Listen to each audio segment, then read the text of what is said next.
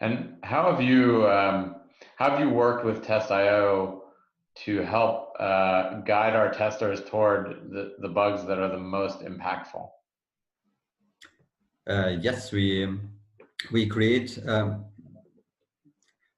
our Test.io setup. We created a few sections, and we also marked which of the sections are the most important ones. So we marked sections where we say, okay, when you find a bug in this section, it is a blocker for us.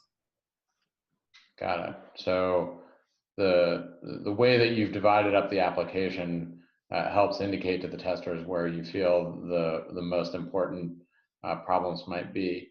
If you work on a particular part of the application, do you make sure that the testers know where the changes have occurred and what kinds of things you think they might look for, or do you give them less guidance and see what they find?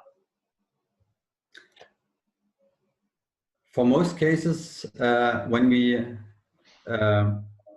we start a test with Test.io, we also provide a document where we write in what we did in the last sprint, so that they know which parts have changed, and that they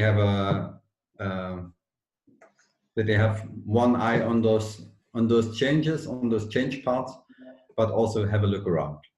So what do you do to try to direct the Test.io testers toward what you think might be serious problems? So we try testers not basically try to create their own presentations every now. So if tester creates like presentation, that's a lot of elements as he wills, try to record the video, try to edit it, and he has a result, then it has better understanding of the product, and he also able to find it.